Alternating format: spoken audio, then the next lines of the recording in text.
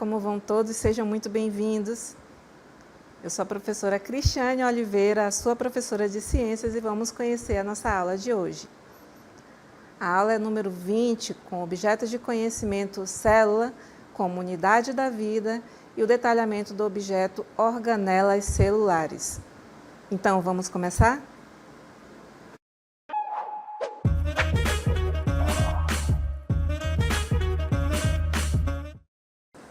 Olá! Quando falamos de seres vivos, é impossível deixar de lado um assunto bem interessante.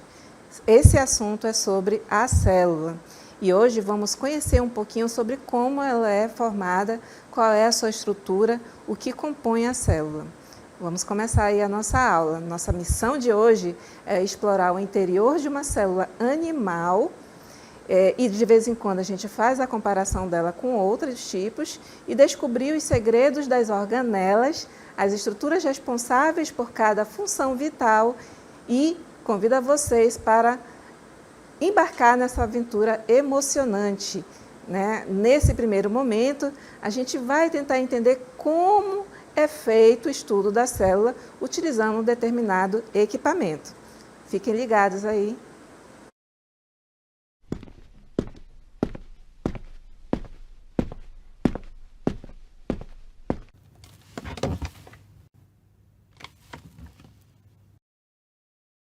Imaginem um mundo minúsculo, tão pequeno que só podemos vê-lo com os microscópios mais poderosos.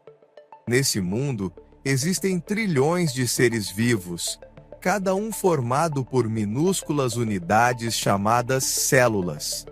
As células são como os tijolos que constroem todo ser vivo, desde as plantas até os animais e até mesmo nós mesmos.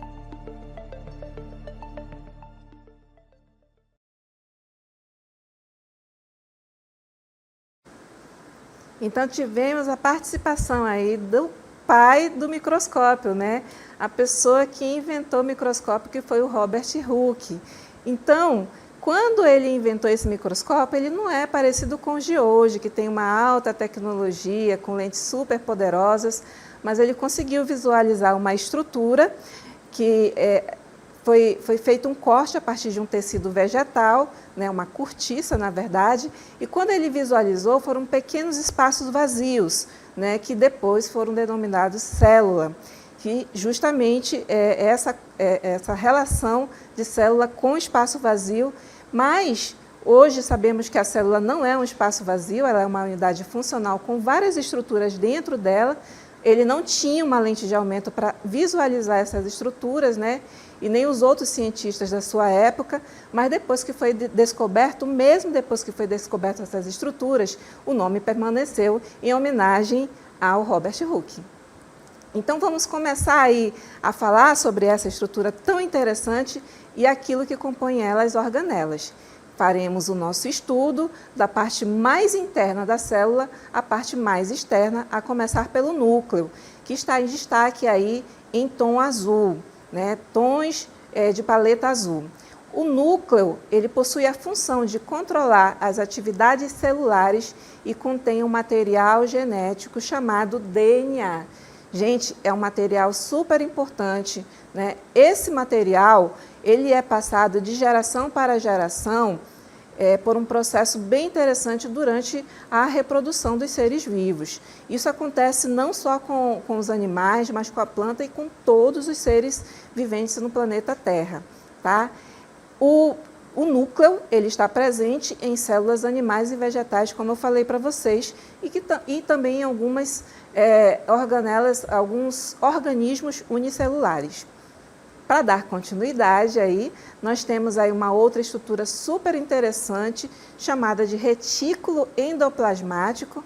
Ele está em coloração aí em tons de laranja, né, com amarelo, em destaque para vocês. Observem que ele não está à toa, ele está próximo do núcleo, é proposital isso, porque eles trabalham em conjunto.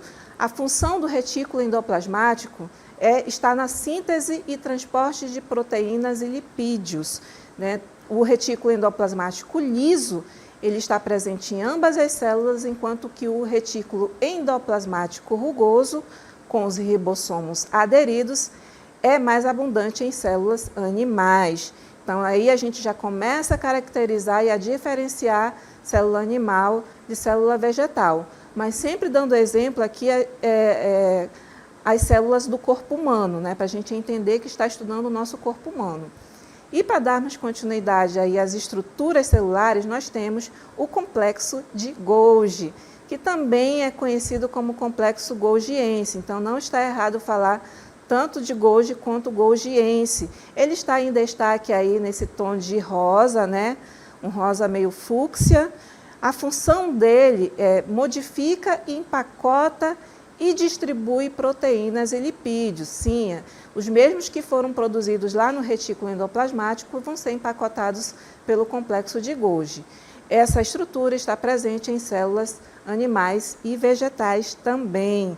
Muito importante naquilo que se parece muito com o processo de digestão de nutrientes dentro do corpo humano, né? Fazendo uma analogia, mais uma vez, a analogia, a comparação entre o corpo humano e a célula. Mas o nosso estudo não para por aí. Tem uma outra estrutura importantíssima aí para os seres vivos, chamada de mitocôndria. Então, as mitocôndrias, elas estão em destaque num tom mais avermelhado, né, um laranja mais intenso, próximo do vermelho, né, mas ao redor amarelinho. Elas estão em destaque em duas estruturas que estão na lateral, dentro do citoplasma dessa célula que vocês estão visualizando. Sua função é produção de energia. A produção de energia ocorre pela produção dessa estrutura, chamada de adenosina trifosfato, que nós conhecemos como ATP, né? Produção dessa energia através da respiração celular. E essa estrutura está presente em células animais e vegetais também.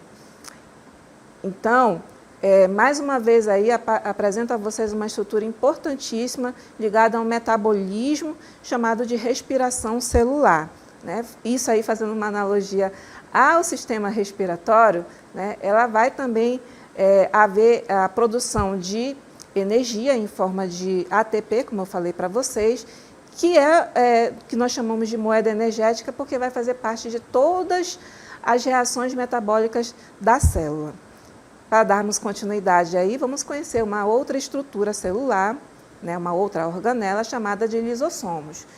Em destaque, ele está em azul, e aqui eu trago para vocês a informação de que muitos autores consideram os lisossomos exclusivos em células animais, embora alguns refutem essa teoria. Sua função principal é contém enzimas digestivas para a quebra de macromoléculas, quer dizer, moléculas químicas grandes, e também participa da reciclagem de componentes celulares. Olha como a natureza é perfeita, né? Dentro da célula existe esse processo de reciclagem de componentes, reciclagem de pedaços de moléculas que possivelmente seriam eliminadas pelas células, mas que elas podem ser aproveitadas em outras reações químicas. E não para por aí a novidade, nós temos uma outra estrutura muito importante, mas ela tem aí uma curiosidade, são os vacúolos. Mais proeminentes em células vegetais, né, embora alguns autores digam que sejam exclusivos em células vegetais, eles já foram observados em outros tipos de células, em outros seres vivos. Sua função principal é o armazenamento de água, nutrientes e pigmentos, além de fornecer o suporte estrutural à célula. E ele está aí sendo retratado numa célula vegetal, que ela tem um formato ligeiramente quadrado e está em destaque como se fosse uma berinjela, né? Ele está em destaque azul aí para vocês. Observem que ele toma grande parte da célula, grande parte do que nós chamamos de citosol. Mas não para por aí a novidade, aumente o seu vocabulário com a próxima estrutura. O nome dela é centríolo. Sim, os centríolos, eles são exclusivos de células animais, tá? Eles estão sendo destacados, vou destacar aqui para vocês. Vou destacar aqui para vocês observarem melhor. essa estrutura, ele sempre se dispõe aos pares, né? Sempre tem um par apenas na célula, e esse par ele está disposto de forma perpendicular, né? Parecem microtúbulos a sua estrutura, um fica deitadinho e outro em pé. Sempre que você observa o microscópio, ele está disposto desta forma. Função dele principal auxiliam na divisão celular, que é essa divisão celular que é classificada como mitose e meiose. E também auxiliam na formação do citoesqueleto, que a gente vai entender o que é essa estrutura daqui a pouquinho. Então, aumente o seu vocabulário com mais essa estrutura interessante, que é exclusiva aí das células animais, embora também tenha autores que digam que já foi encontrado em outros tecidos fora do reino animal, tá bom? Para aumentarmos aí o nosso conhecimento sobre organelas, tem uma outra estrutura para mostrar para vocês. Essa aí é importantíssima, mas essa sim ela vai ser exclusiva das células vegetais.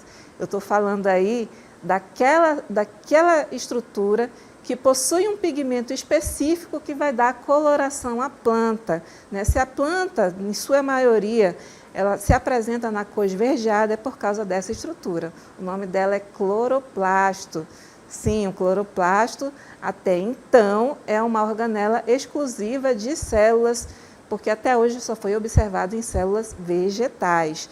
Sua função principal aí é realizar a fotossíntese, convertendo a energia solar em energia química. Essa energia química é a glicose, né? Uma molécula, é um carboidrato, o carboidrato mais simples, e as plantas têm a capacidade de produzir essa substância que vai ser importantíssima na nossa cadeia alimentar, né? Uma vez que só as plantas conseguem produzir a glicose e os outros seres vivos a obtêm através da ingestão.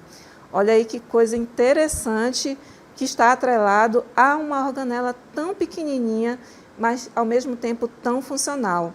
E sabe o que ela me lembra, o cloroplasto? Já que ele capta a luz solar, ele me lembra um pouquinho as células fotovoltaicas, né? As mesmas células que são utilizadas para capturar a energia solar e transformar ela em energia elétrica, né? Está muito na moda essa questão da sustentabilidade, mas a planta já pratica isso há muito tempo. Fazendo uma analogia aí, a planta ela já pratica sustentabilidade porque ela consegue capturar uma energia externa e transformar em alimento. Olha só que interessante aí quando a gente começa a estudar um pouquinho sobre os cloroplastos. Mas não para aí a nossa novidade. Vamos falar um pouquinho sobre uma estrutura tão importante quanto as demais. O nome dela é citoplasma. Então, o citoplasma ele está aí bastante destacado para vocês nessa estrutura celular, de célula vegetal, em tom amarelo. Sim, imaginem só uma sopa com bastante legumes e carne, e essa sopa, qual vai ser o principal componente dela? A água, né? Todos os componentes vão estar presentes dentro da água, vão ser fervidos, e ela vai ficar com aquela textura mais grossa. Imagine isso. Essa textura mais grossa, né, esse líquido mais grosso que contém os legumes, que contém a carne, fazendo uma analogia com a célula, o citoplasma, tá? E o líquido que vai compor isso aí é chamado de citosol. Qual é a função principal do citoplasma? Ele é o espaço onde ocorrem muitas das reações químicas da célula. Quando a gente fala de metabolismo ou metabolismo celular, nós estamos falando de reações químicas.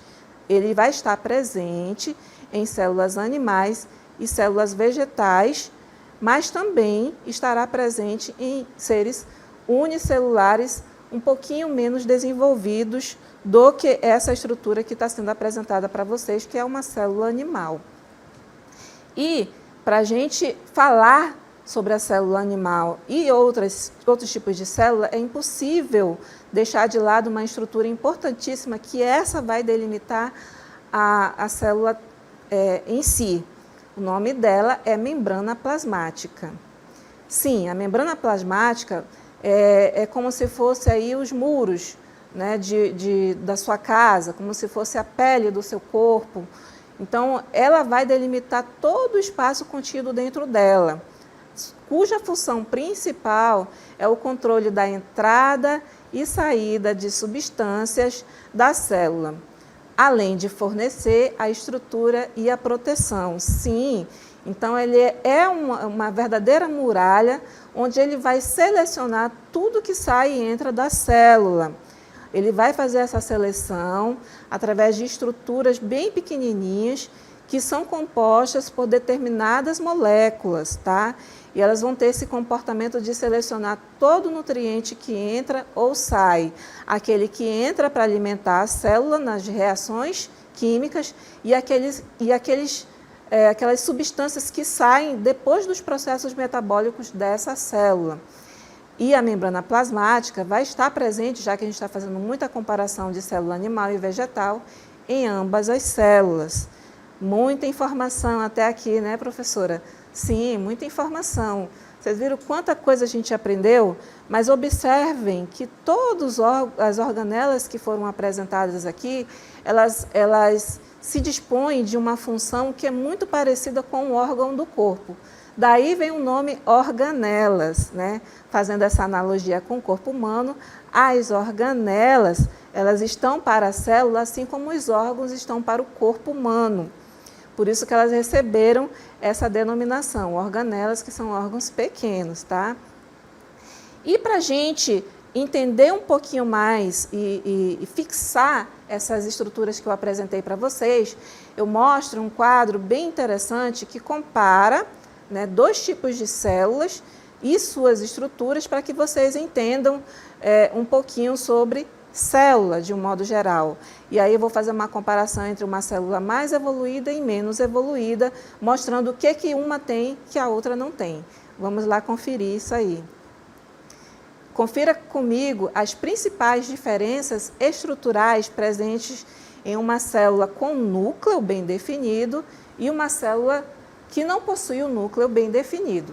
Se vocês observarem bem, né, nós temos aí uma imagem didática que está dividindo essa imagem aqui ao meio,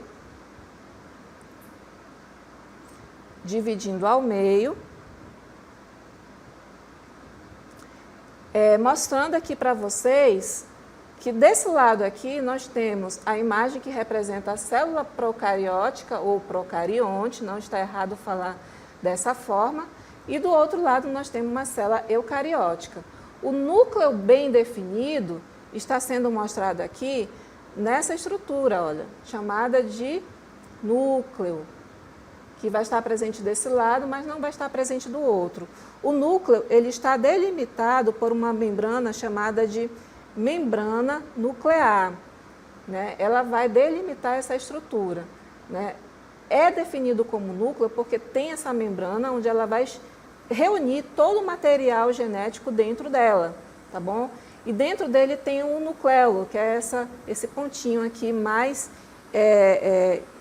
central dentro do núcleo.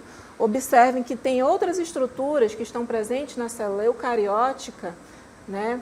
E vão estar presentes na célula procariótica, e outras que não estarão presentes. Olha, complexo golgiense ou de Golgi não está presente, o retículo endoplasmático também não, né? Nós temos aí a mitocôndria, a ausência dela aí na outra estrutura ao lado, vai estar presente nessa célula eucariótica. O que isso quer dizer, professora? Quer dizer que eu estou comparando para vocês, eu estou mostrando para vocês essas duas estruturas, para vocês entenderem que em algum momento, dentro da evolução, todos os seres vivos já possuíram uma estrutura muito parecida com essa apresentada na célula procariótica, onde o material nuclear não estava reunido, ele não estava delimitado por uma membrana nuclear e não possuíam organelas, a célula procariótica. Então, com a evolução dos seres vivos de um modo geral, isso eu estou falando a nível de formação de todos os seres vivos no planeta Terra, né, em algum momento eles foram compostos por essa estrutura e que provavelmente foram unicelulares, né? Há aí uma teoria de que todos nós viemos de seres unicelulares. Em algum momento da evolução, alguns conseguiram estruturas mais complexas na sua célula, e aí eles foram evoluindo, se transformando em tecidos, órgãos.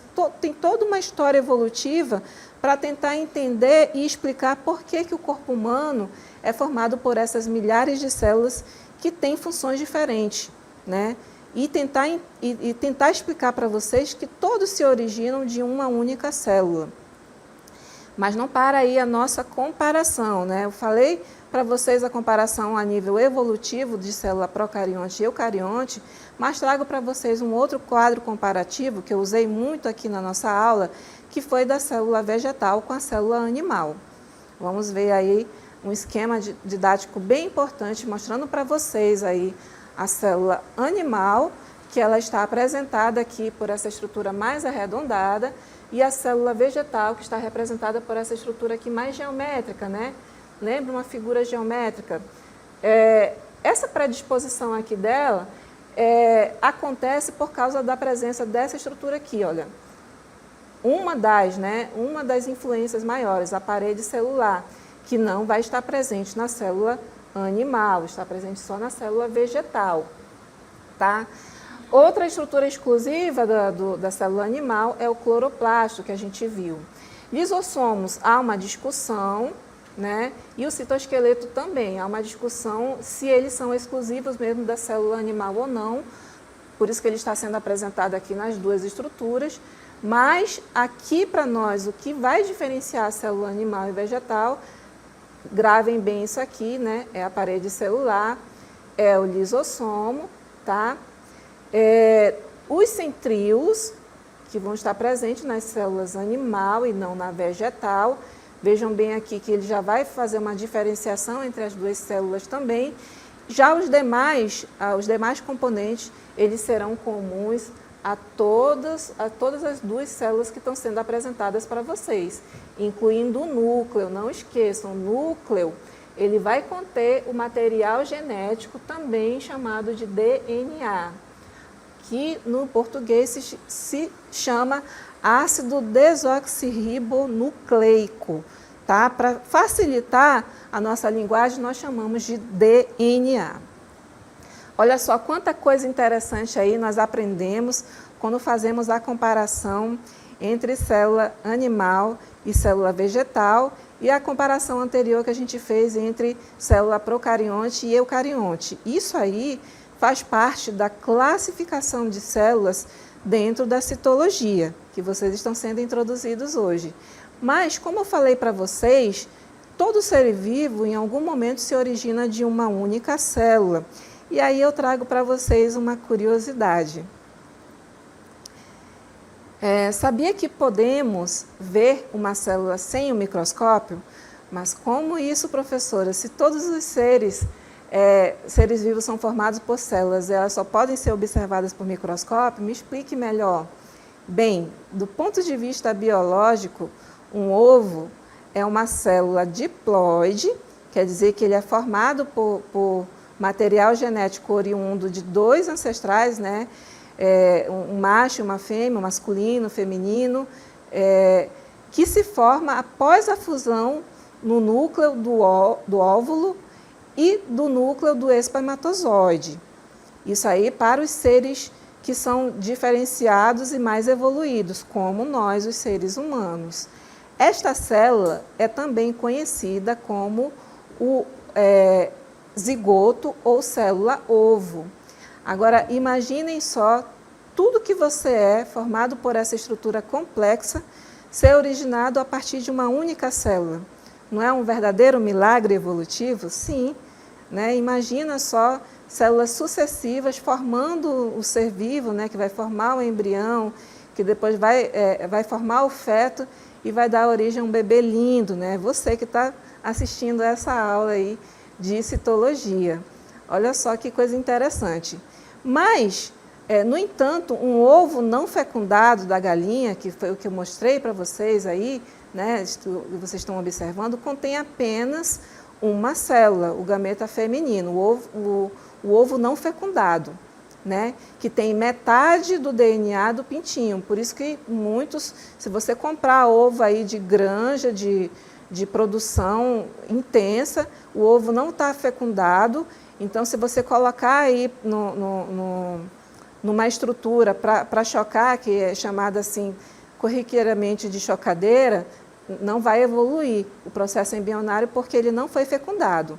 Por isso, algumas fontes mencionam a gema como a célula, o que tornaria a célula vista a olho nu, quando o ovo está fecundado, né?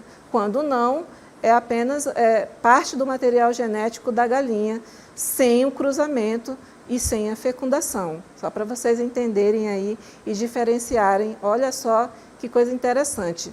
Nós originamos de uma única célula, como eu falei para vocês, que é chamada de célula ovozigoto.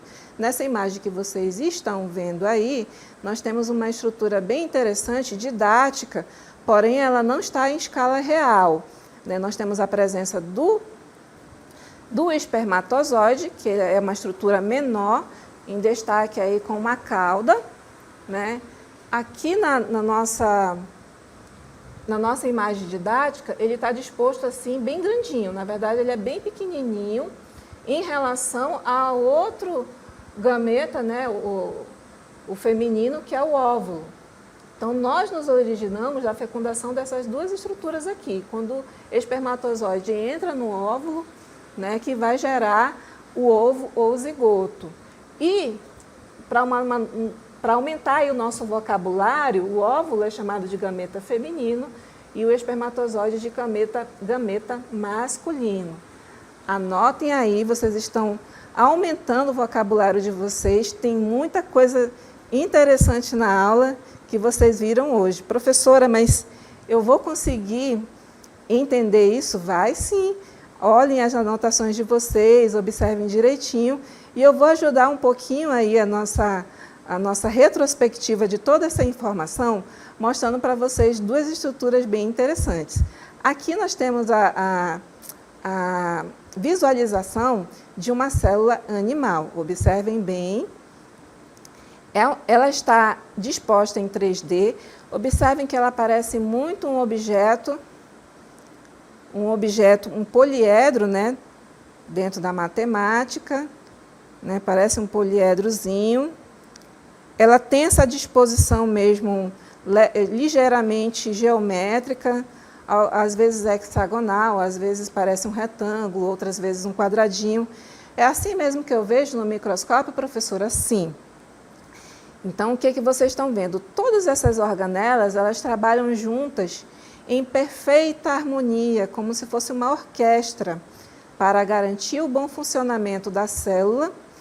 E cada organela tem sua função específica, mas todas contribuem para a vida na célula. E aí, se vocês observarem, nós temos o cloroplasto, a presença da parede celular, que é importantíssima aí para a estrutura da célula vegetal, o núcleo, que está sendo mostrado aí para vocês, membrana celular, citoesqueleto. Lembra que eu falei para vocês que alguns autores consideram exclusivamente animal? Aqui no nosso modelo, ele também vai estar presente nessa célula vegetal. Nós temos aqui o vacúolo, que parece essa berinjela mais embaixo, né, em tom de azul, contendo parte do espaço do citosol da célula. Citoplasma, temos uma vesículazinha aí, o retículo endoplasmático, e o complexo de Golgi, que aqui está sendo chamado de aparelho de Golgi. E para a gente entender um pouquinho e fazer a comparação com a célula animal, eu mostro para vocês aqui um cortezinho exclusivo em 3D, onde a gente vai ampliando essa estrutura e se depara com isso aqui, olha, é a célula animal, que já vai ter uma disposição geométrica mais ou menos arredondada, tá? Mais ou menos arredondada, se você comparar ela com uma célula animal. Ela vai ter todas as estruturas que eu apresentei para vocês anteriormente, exceto aí a parede celular e o cloroplasto, visivelmente aqui nesse modelo que está sendo mostrado para vocês. Ah, professora, mas eu ainda não entendi porque eu não estou conseguindo ver as duas células. Então, a gente vai ter aqui a possibilidade, mais uma vez, de visualizar, olha, mitocôndria, citoplasma, retículo endoplasmático, núcleo, aparelho de Golgi, todos eles fazem parte das duas, exceto o cloroplasto, a parede celular e o vacúolo, nessa imagem que está sendo mostrada para vocês exclusivamente, né, que vai aparecer na célula vegetal aqui, nesse modelo que a gente está comparando. Então, gostaram aí da nossa aula? Quanta informação, quanta riqueza de informações nós trouxemos para a nossa aula de ciências hoje, que foi uma verdadeira viagem microscópica. Espero que vocês tenham gostado e até a próxima aula.